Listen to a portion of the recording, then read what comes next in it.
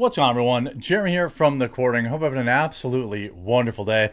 I know that I am. I hope that you're enjoying the new standing format. I guess, better for my back, better for my overall health to at least take, an hour, 2 hours a day for the amount of time it takes to record these videos to stand instead of sit, as well as during my live streams at 5:30 Eastern, which I hope you'll tune in to. Also, try to stand for that. But The Acolyte, Star Wars, Episode 4, just released, and of course, the the reception of that episode was just as insane as you thought it would be. I mean, I always like to check in, a daily check in on the reviews of the show, and let's start in right now. The Acolyte sits at a 14%. I feel like it was at 15 yesterday, and it might have snuck down to 14. I think there's only so far down that you can actually kind of push this show. It's not going to get to 0%, right? That's just not how this works. If we look at, by the episode ratings, one thing that I thought would be interesting is to look at the reviews by episode. So if we go to the Acolyte, on IMDb, this actually shows individual episode ratings. So you see season 1, episode 1 has a 5.5 out of 10, 16,000 reviews. Season 1, episode 2 drops to a 5.3 with 14,000 reviews. Season 1, episode 3 has an all-time low at 3.4 thousand. Oh my goodness, 3.4 out of 10. Episode 3, this was the most egregious one, the one that was the worst. Now, I want to point something out. Now, yes, time has passed. Okay, so we kind of have to take this a little bit with a grain of salt because it's going to depend on how these numbers shake out in like a week or two. But what you see here is episode 1, season 1, Lost and Found. 16,000 reviews, 14,000 reviews, 15,000 reviews, okay, for the first 3 episodes. Pretty consistent, right? The same group of people coming back to review them. Then we get to episode 4, which just came out, to be fair. That came out Tuesday, yesterday, just 3,000 reviews. Now it has a 4.9, so it's gone back up, but the total number of reviewers are down by 80%. Why? Because people, I think the overall novelty of hate watching it, people have moved on. Let me know in the comment section down below. Be honest, okay? No one's really gonna yell at you. Are you really watching the show? Are you still watching the show? Or did you tune in for the first couple episodes and then tune out? Because I think that's forgivable, obviously, right? And plus, by the way, I should make it also extremely clear. If you like the show, there is absolutely nothing wrong with that. If you're enjoying the Star Wars Acolyte, that doesn't make you weird, that doesn't make you woke, it just means that, hey, you can just turn it off for a little while, and that's okay. I think that that's important.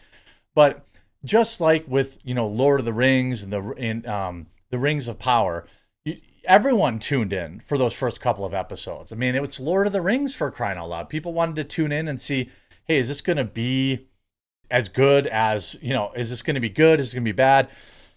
I think a lot of people felt like going into Lord of the Rings, seeing the preview, knowing what we knew they were going to do with Galadriel and the strong independent women who don't need no power. I think I'm not surprised. I'm just not surprised that, when it stunk, but I tuned out eventually, right? Eventually, it was like, all right, why am I donating an hour of my time to watch something I hate? This is nonsense. This is crazy talk. I'm not going to do that. And I think that that's what we're seeing. And I think that's what we're going to see with The Acolyte. Eventually, it's going to be not as fun to just watch the show and dunk on it. Eventually, people are going to be like, yo, I could have mowed my lawn, or I could have pulled weeds, or I could have, played with my kids, or I could have done all these things instead of giving Disney a view. And now even the left is getting mad. Dear TV writers, please stop being weird about pronouns. Well, we're going to get to this, but episode 4 had a whole scene about use my pronouns, which was a chef's kiss, literal chef's kiss. All right. In the 4th episode of The Acolyte, Osha meets some new Jedi and Jedi-affiliated friends. One of them is a small otter-like creature named Basil. Basil and Pip is Osha's robot companion, keep beeping at each other, interrupting each other. Osha says, "Who's that?" Then Jackie Lan said, "That's Basil or Basil." Osha says, "Is he," dramatic pause, "or they with us?" This is an example of what I'm going to call the globby problem, expertly parodied on the other two well-meaning writers and showrunners, some of them LGBTQ themselves, trying to awkwardly insert non-binary representation into their show, usually through the show's requisite, quote, weirdo character. The result is often pretty othering. So even, this is so amazing. Every bit about this is so amazing. Even the woke people that they've been pandering to, that they are pandering to, are upset. They don't like it. They're not happy that it wasn't authentic enough. Welcome to the party. That's what we've been saying. We don't like how it's shoehorned into shows, right? The Acolyte, in The Acolyte, Osha only asks about Basil's pronouns, not those of any other people that they meet. This reveals more about Osha than I think the Acolyte writers were intending. The exchange implies that she's actively othering Basil and assuming that, yes, it's later revealed that they use he, him pronouns, which makes it all the even more silly, must be gender variant because they look odd. I mean, give me a break. This is so perfect. I couldn't have asked for a bigger backfire. I get that the effort is to remind the viewer that not everyone subscribes to the binary of gender expression, and Osha is trying to be open-minded about that. To be clear, I'm not asking for every character to ask every other character about their pronouns. Yes, you are, when they first meet. That would be extremely boring television. Well, yeah, it's extremely boring in real life, too. It's very easy to establish a character's pronouns by having the other characters simply use those pronouns when speaking about them. This happens all the time. This is Basil. They'll be helping us on the ground. It's the easiest thing in the world to put into a conversation in a world where Basil uses they, them pronouns. But the Acolyte is going out of its way to make a show of only asking about the character who looks the most different is quite weird, and unfortunately makes Osha kind of look like a jerk. The end result is that no one is happy. Quote, toxic Star Wars fans are mad for the usual bigoted reasons, and I'm mad because it's so thoughtless. Because it's not just The Acolyte, even Star Trek Discovery, a show that largely had thoughtful and committed representation and characters, stumbled with this during its recently aired final season. As Captain Michael Burnham approaches an alien planet, she turns to a crewmate and marvels full of awe at how the planet has 3 genders. Except Captain Burnham's ship, the Discovery, has at least 3 genders already represented on board. Within the context, this makes Captain Burnham sound like a captain who isn't, at the very best, forgot she has a non-binary crew member on board, and at the worst, doesn't respect that the crew's member's gender identity. What? I thought this show was about space. I guess you could say the same thing about Star Wars, right? I thought this show was about, space stuff.